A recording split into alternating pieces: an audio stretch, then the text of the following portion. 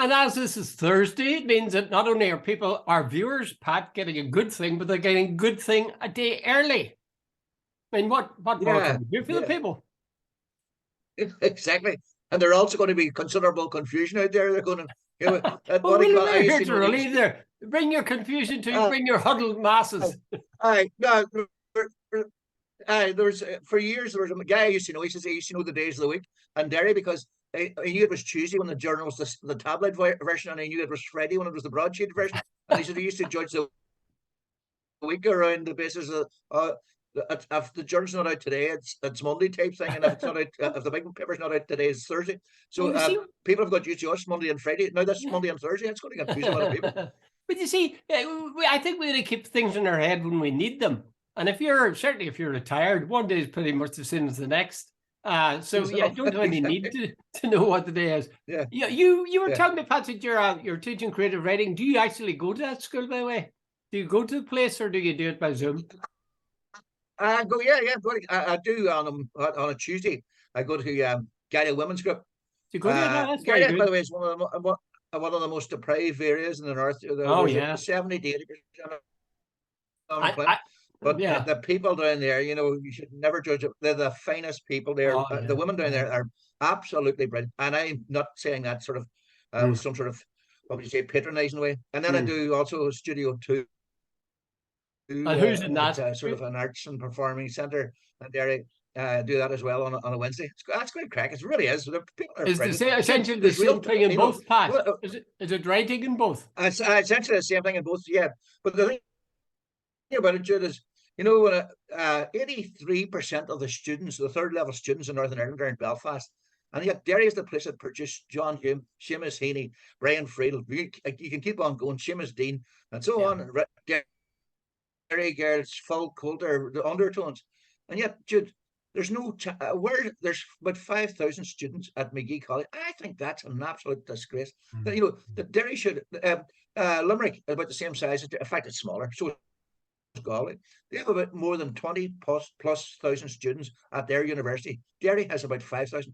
And when you sit and think about it, the harnessing of when I go to these classes, I can see the talent. I can see, the real and there's Jude, you get 10 Derry people out in a bar, about 7 or 8 of them can sing, about 3 or 4 of them can play a guitar or something else, and so on. And it's one of the most musical, cultural cities in the one of the biggest fish in Ireland. There used to be about 7,000 participants and fish there at Colmkill. And due to all that, Derry could easily carry a massive university. Yet we keep hearing all this bullshit. Belfast earns $3 billion a year from its students. Why do you think it's deliberate discrimination, Pat? Still, I mean, that takes us back to the early 60s. Absolutely. They spent $300 million on opening another campus there in Belfast last year or the year before. Now they've given Derry. There's a woman. I was at the St. Colum's College union dinner the other night, and the one part of my speech I sort of got a reaction to was there's a lady came down and fair play to her. She was very nice about it, but she suggested I was having a bit of a rant about the university. She is in charge of the medical department, and she says she's delivering from medical department in Derry. In Derry, it's up and running. And she says she'll deliver. I can't remember how many. She said, Jude, I think she said something like 29 GPs next year. There'll be, I don't know, can you come out of college and be a GP? I don't know. But anyway, she said she'll deliver 29 doctors next year. I'm in favour of people who do something rather than people who talk about doing something, because that's what's happened. Derry's been promised so much for the university for years. It is a disgrace to, and I feel very strongly about it because I think this Derry Donegal region, very simple fact, if you want to check it out, Derry has the least disposable income in Northern. Donegal has the least disposable income in the Republic of Ireland. God, would it ever occur to anybody that the neglected area is responsible for those two statistics? Yeah, you used the word neglected. I'm not sure if it's neglect. Neglect would suggest, maybe deliberate neglect. I should have said, maybe more deliberate than that. It's a shocking thing. I couldn't agree with you more, Pat. I go down to the middle of Belfast and I see the gleaming new buildings, modern design, just transformed that part of the city, which was kind of run down. And yet, as you say, they seem to be blind to any question of developing. See, I think it could be political in the sense that so obviously you'd be drawing on people from Donegal as well as from Derry in the north. So they're reluctant, McGee or Ulster University, be reluctant. The university authorities put funds in there, because it would bleed away into the other state. The answer is, of course, United Ireland. Yeah, absolutely. Second out. Jude, something? It is, when you think about it, in fact, I get quite ragged about it. Jude, Derry and Donegal are natural hinterlands. Both places have suffered from immigration, lack of employment, lack of opportunity, lack of investment. If you go to Derry, you'll find, particularly in the 50s and 60s, every family had somebody immigrated. Oh. The number of people, Charlie's in Oregon, somebody else's. Like I knew I went to. I'll finish up on this. I went to Australia in 1989, and I was invited by a guy called David Conley, who was from Derry, and I was invited down to the Celtic Club or Celtic Club, whatever you like to call it, in Melbourne. Jude, every second person I met was from Derry. It's an amazing statistic. Well, I don't know. In the end, I think United Ireland would be the thing to solve it. But in the meantime, I don't know how they get away with it. You mustn't, the Derry and Donegal mustn't be doing lobbying sufficiently frequently and forcefully and loudly. You'd need to have somebody in there or people in there. I think, I know it's never going to happen because politics interfere and everything. But I think that whether you're Fine Gael, Fianna Fáil, Sinn Féin, Labour, I don't care. See if you're from Donegal as a public representative, I think you should drop the party hat and start to say, wait a minute, the hospital services, Letterkenny is the 6th busiest hospital in Ireland. And in terms of funding, it's 14th. Like, I have a problem with one of my eyes. So far, God bless, it's relatively minor. But I have to go to Sligo to get an injection in my eye. Like, surely I am living in Donegal. I should be able to go up the road to. It's quite minor in the sense it should be able to deliver it, and anybody, if you're looking for cancer treatment, you have to go to Galway. If you're looking for heart surgery, well, you can possibly go to Alton, but in the more recent times, you have to go to Dublin. It's like Donegal is some sort of forgotten Cinderella place in Ireland. Derry's much the same when it comes from Belfast. Why don't I'm very surprised at Fine Gael and Fianna Fáil, who aren't wholehearted, say, as the Shinners would be, about an All Ireland or a United Ireland. You'd think they'd take that opportunity to do a kind of a mini United Ireland so it look good, if nothing else, to give funds and development to Donegal/Derry. You don't think so? That would be a good PR move. That's absolutely. But people keep wondering why Donegal. They say Donegal is different. Donegal is different because the people here are getting totally pissed off, and there's a rebellion going on here because the Sinn Féin vote is just going through the roof every time there's an election. Now, Sinn Féin could have 3 TDs at the next election. That's a fact, and it's now, I'm not so sure. Like I'm being trying to be as impartial here as I can. I'm not so sure it's because people love Sinn Féin. It's because they're pissed off with the status quo. Yeah. Well, I think there's a lot of people pissed off with the status quo down in Dublin and all sorts of other places as well. And incidentally, just as a footnote, Cork do seem to have the same kind of problem. For example, with RTE, they're talking about making it more localized and developing RTE in Cork. Anyway, let us go to more sort of, what do we say, one move detached from us. Talk about Starmer, you said. Starmer last night. Yeah. What exactly did Starmer do last night? I can guess, but tell me.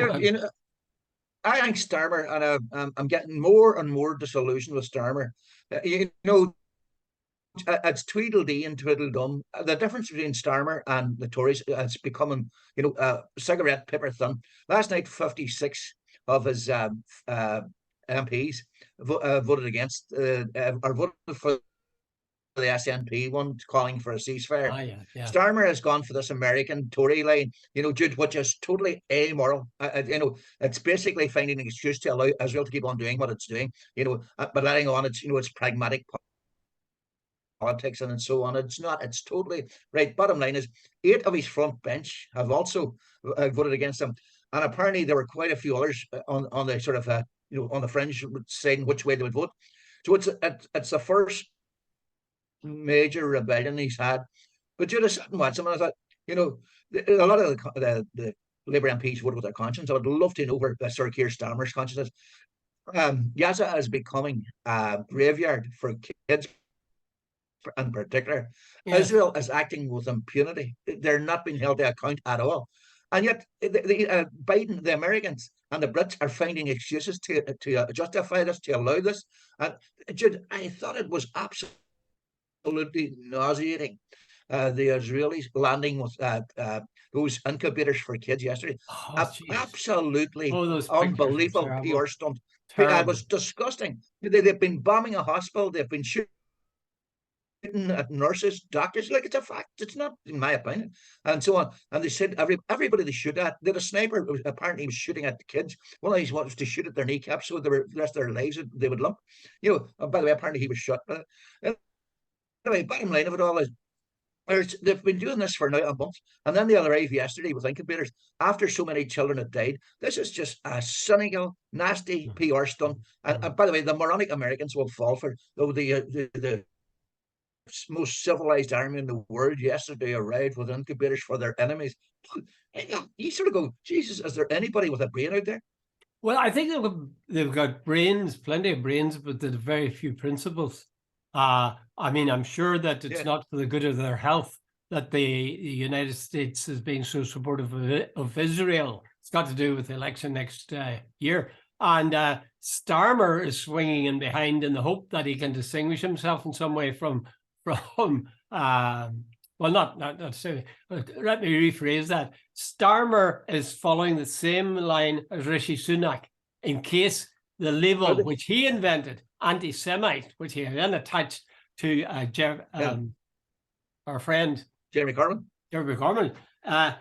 He's terrified that label might be applied to him.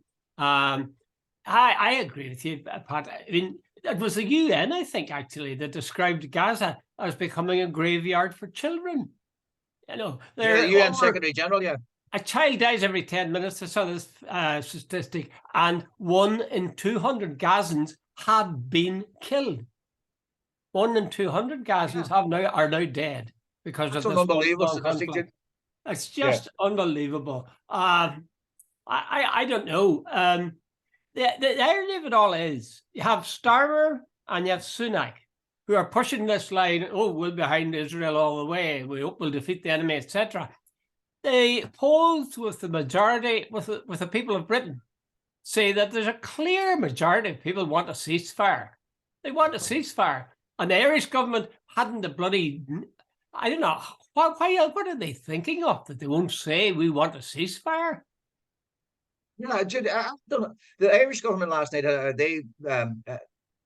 fact, they deliberately muddied the waters by bringing in this thing, we condemn Hamas. Nobody condemns Hamas, like sitting and saying what Hamas did the last day. And that's just, it's almost kowtowing to the Israelis. By the way, I am of the opinion, Jude, see the Irish government's action last night, it will help Sinn Féin one more time. I honestly believe it. Because everybody is sick and tired of this.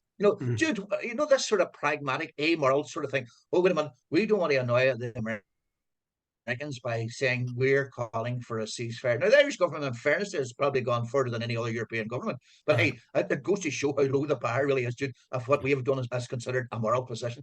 Like calling for a ceasefire and condemning Israel would be a fucking, pardon the language, a starting point. Yeah. What Israel is doing is barbaric. It's barbarism. They bombed to bits. And by the way, I was watching Newsnight on Tuesday night, and the Americans, the BBC's Newsnight, and I can't remember. Victoria Derbyshire says the Americans have issued a statement saying they have independent verification that the Al Shifa Hospital is the headquarters for Hamas. Rubbish. And rubbish. I thought, wait a minute, rubbish. Because the amount of arms but here's a point. Exactly. That could have been left by a soldier, any number of soldiers getting treated. What do you mean it could have been? You just knew. Yeah, but you just knew they're setting it up to allow the Israeli army to get into the hospital. And the next day, what happened? The Israeli army went into the hospital. So where was the independent verification? Here's the other thing, Jude, when I'm at this. The Americans and the Brits keep saying that the Israelis have so much intelligence, they know exactly what's going on. Regev came on the Newsnight, and when asked, did he know where the hostages were, he says, no, he didn't. Yet these are the people who are saying they have such great intelligence, they can tell where the headquarters for Hamas is and all the rest of it. Yet, if we are to believe them, they didn't know Hamas was going to attack on October 7th. They didn't know they had air gliders. They didn't know that whatever. And they don't know where the hostages. Yet they know that Hamas has got the headquarters in the hospital, which allows them to attack the hospital. Oh God! Even there was a headquarters there, they still haven't got the right to bomb a hospital. I mean, that's a criminal act in international law, no matter what the hell is the case. Even there was the biggest group of Hamas people in tunnels underneath it, it still would be wrong. So it's wrong. But your point as well, and I'm sorry for cutting. Remember your point there 2 seconds ago about the number of arms that they found. Oh Jesus! I thought that was pathetic. I thought it was pathetic. Like, you should have had six guns and said, look, here's an Armalite. I mean, Armalite is even that is to some extent outdated. Like, it should be an AK-47. But I just got sick. There's 300,000 Israelis and they produce about two Armalites. Did you see the number of people? Just as I'll finish with this. Did you notice the number on the news outside the Dáil last night when that vote was being taken? It was a huge number of people, and all of them wanted them to make to sign up for a ceasefire, and they didn't. They don't give a damn. I don't understand. Are they blind and deaf and stupid? That this is damaging them electorally. Leo Varadkar and Michael Martin have said, look, calling for an investigation or referring to the international court. Apparently, the international court of The Hague has been investigating since 2021, and they're saying we're sort of basically sticking with the major and we want to expel the Israeli ambassador Dana Erickman. I can see a certain logic in that, but here's don't expel because it cuts off lines of communication. You could argue logically for that, but here's the point: when Russia invaded Ukraine, some of them were right-wing Fine Gael TDs, including Charlie Flanagan, the former minister, and if I remember correctly, Neil Richmond, voted to expel the Russian ambassador. Was the same logic? Why am I not keeping open lines of communication? What lines of communication does Ireland need with Israel? We don't need lines of communication. Because that wasn't the reason. We would be sending a signal to the world. Yeah, well, that's the very reason that they wanted to show themselves as being behind the US rather than being honest and having degree of principles. Maybe it's asking too much to have principles in politics. Let's move, Pat, to another item now. I know you didn't see this show, but it ties in with Aisling Murphy, that young woman, a teacher, who went for I thought it was a jog, but it was a walk along the banks of a canal or a river. And a guy got her and killed her. He stabbed her to death. I think he would have attempted, I think, to rape her and failed to. Now, Katie Hannon's show, the Katie Hannon show that has replaced Claire Burns' show it's on the Monday night TV. I was very iffy about it because at first it was very creaky and awkward and so on. But last night they gave the whole show to this question of violence against women. And I must say, it's very moving. They had people in the audience, women who had been attacked by their partners in most cases. Like the Sinn Féin TD, I think maybe it was her husband, or maybe, I think it was her husband at one stage. But he came in and the children were upstairs and he attacked her. And the children I remember that. The children were relieved to hear the screams because that meant their mother was still alive. It was from the silence that they were afraid. And he stabbed her, God, it was about 17 times, I think. In other words, he tried to torture her and kill her. But what struck me was the equanimity and the calm and strength that woman projected, talking about that terrible, terrible thing that happened to her. And there were other women too. There was a guy who talked about his sister who had been murdered by her husband or her partner, and how the end that she came to was just so awful.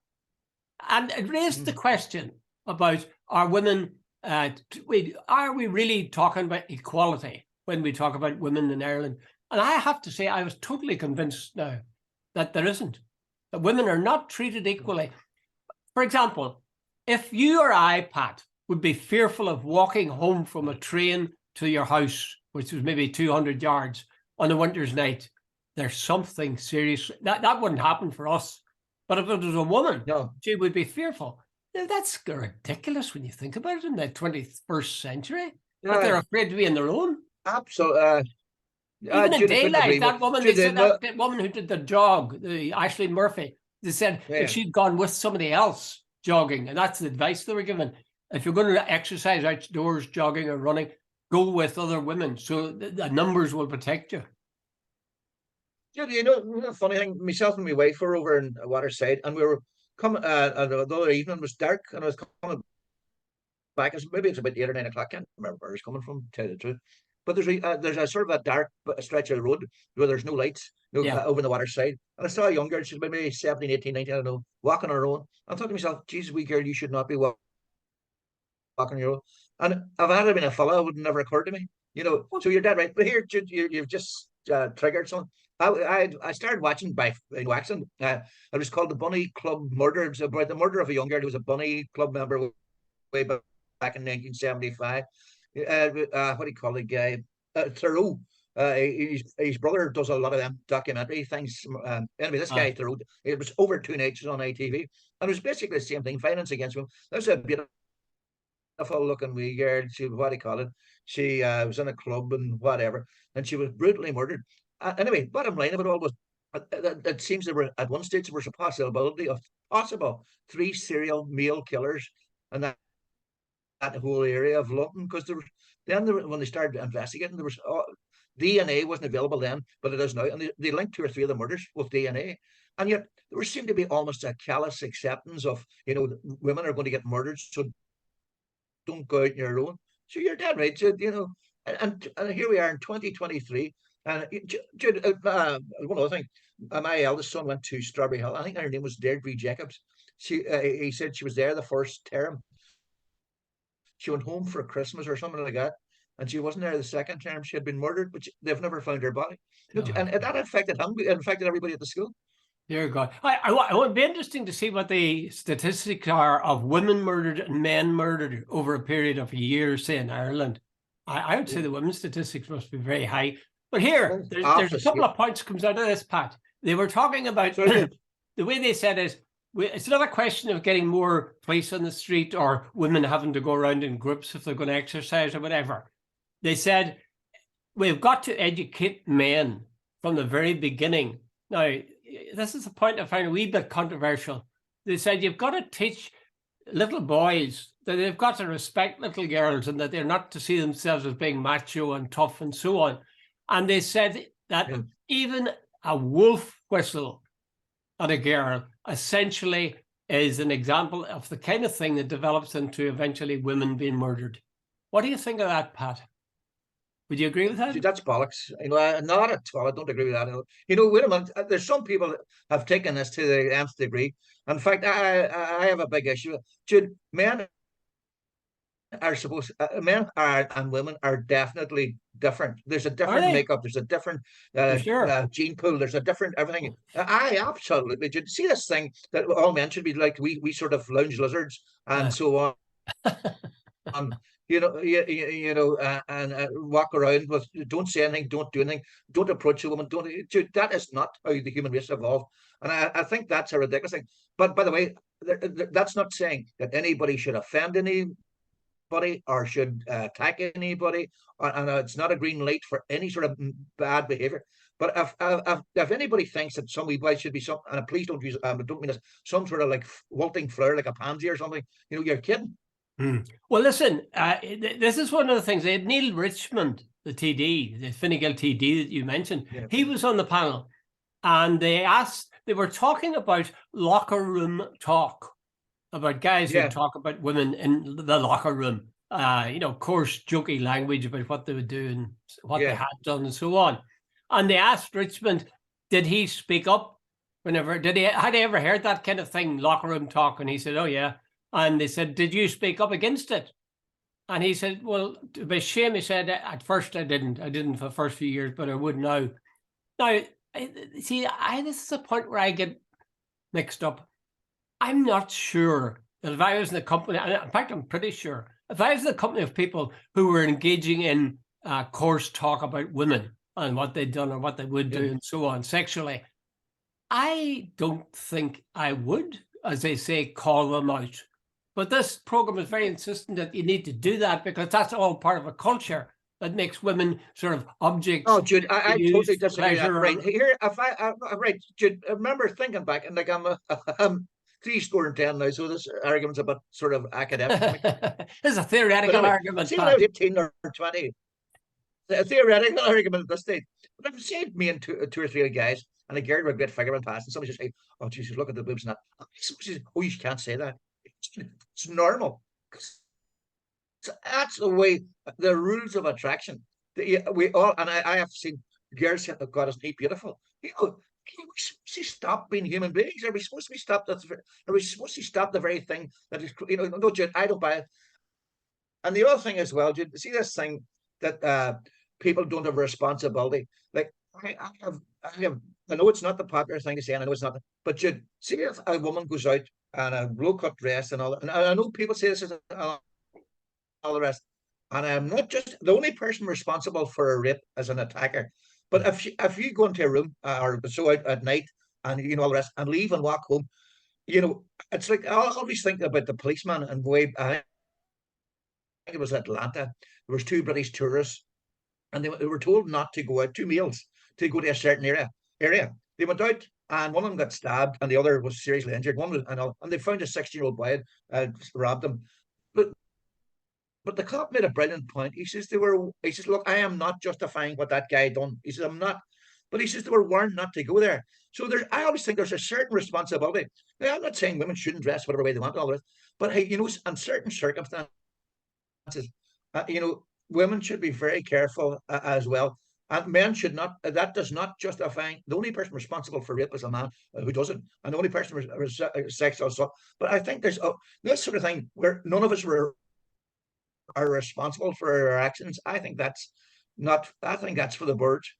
It's a difficult one. I find it very difficult from one moment to the next as you speak, Pat. I'm favouring one side and favouring the other. Yeah. It's a very, very difficult one because on the one hand, I do think that if you have this locker room talk and people are saying, oh, look at that one, oh, look at the arse and so on, that kind of it's not. I know it's a cliched word and it's woke and all the rest, but it does objectify women as being, sources of pleasure or something to admire. Whereas I suspect that women wouldn't talk that way by and large about men. But you might say, well, that's all the testosterone in men and that's their culture. I agree with that sometimes. Then I say, no, it's not. I remember that. Yeah, I agree to it. And I remember what I called Trump's one. I thought it was disgusting. I remember grabbing them by the pussy and all that sort of stuff. Jude, there's a line, there's a line between normal human interaction and this sort of it's absolutely unacceptable sexualized. But my argument is there's some people now suggesting that men should not even notice women, and I think that we're all sort of pansexual or something, that we shouldn't notice each other. That's for the birds. It's not humans. I've seen women saying to me, hey, there was some young fellow went past me, they're going, isn't he beautiful? Everybody comments on somebody else, and that's a fact. Well, finally, what would you do to change this very deep-rooted culture? Because it's been there since we were born, at least, that men were able to engage in coarse talk and, jokey stuff about what they'd done to women. I mean, when I was in St. Columns, the way boys talked, it was unbelievable. You would have thought that everybody from about 13 on had sexual intercourse on a regular basis. It was that kind of culture, What do you do? What do we do to change that? Jude, wait a minute. I don't look. I don't think human nature has changed that much. And see if a group of guys are together and so on. As long as it's a bit of banter and all, as long as it doesn't go into anything else, I don't see a big problem with that. I genuinely do. And I think these people who turn around and say, oh, we should all behave like altar boys. That's not. I don't think that's going to happen. Dude. 4 or 5 when you're 17 or 18 and the hormones are raging and and the laws of attraction are coming into into play. No, unless I don't know, unless you're going to change the whole genetic makeup of the male. That's going to be that is not justifying. I think you should respect women. I think you should treat everybody with respect. There's no entitlement to attack anybody or harm anybody. Yeah, I know, Patrick. Everything should be done by mutual consent. But stop this sort of thing. That we should stop being male. Well, you see, I agree with what you say, but at the same time, you're not offering an alternative path of action that might result in some change. I would urge you to watch on iPlayer that Katie Hannon show. It's just a bloody good show on its own. But it'd be interesting because when I went into it, I would have had the same views as you are, without doubt. But at the end of it, I had to say, geez, I feel something must be done. And perhaps they're right. And maybe that's the way people develop over years. Jude, let me get this clear. Something definitely needs to be done. But I don't think changing it's teaching people to behave in a certain way. But this sort of thing. Stop being male. You stop being boys. I don't think that's the way to go. Well, you see, teach kids and stop it. The program would have said that's what we're taught to be. We were taught that men are taught, or boys are taught, that this is what men are, and this is the way they are, and they, react to women certain ways. Anyway, I urge you to watch it, and we should have this conversation again and just see if your the dial has shifted. Okay, we've only a few minutes, but I'd like to talk very briefly with someone I noticed, just a small item. I see where Peter, the Chelsea ex-goalie, Petr Cech? Petr Cech. Oh, wonderful. Petr Cech, He joined the Belfast Giants. He's joined the Belfast Giants. Now, the Belfast Giants are not a football team. The Belfast Giants are a nice hockey team. Here, at the heart of this is this. Here we have a man who was a great star at one stage. He's now a faded star. And he's, limping on, as it were, by joining the Belfast Giants ice hockey team. Now, when I was in New York about 10, 15 years ago, I went to a soccer game, and they had people like Frank Lampard and some of the big, great Italian players, names that really resonated. And it was the most boring, bloody game I'd ever seen. The edge was gone. These great players weren't fit for it anymore. But they're getting paid for it. It's the same with singing. Paul McCartney, geez, the way McCartney used to be able to sing with the Beatles. And now he's going around, singing his old hits. And to my ear, it sounds terrible. His voice is shot. Yeah, absolutely. He was on a program about 5 years ago, Jude, and it was atrocious. So should we? He was out of tune and he had no voice. Can you draw the obvious lesson, Pat? My obvious lesson would be old days shouldn't be in charge or pontificating. We're suddenly you. No. The other night, is that gone too far? Tom Jones, absolutely. Tom Jones is 82. Tom Jones was 82, Jude, and he was sitting on the seat. He didn't even have to stand up, and he started singing. His voice is absolutely brilliant. Absolutely. Frank Sinatra was still singing brilliantly into his 80s. By the way, I went to see Gordon Lightfoot, who was my favourite singer in the 70s and 80s. I went to see him in Belfast about 10 years ago. And it was so bad, I felt like getting up. And I was actually sad. When I went outside, I thought, this is the man who could sing so beautifully. And I saw him in his prime. Every song sounded his name. Oh, he was great. He really was. But, is it not a fact that they're sort of flying in the face of reality? Like, when we get older, we get uglier. When we get older, we get stupider. When we get older, we're not as good at doing things that we had a talent for at one stage. But hold on, Dr. Collins. We have a library of experience. We have a library of maturity. We have a library of wisdom.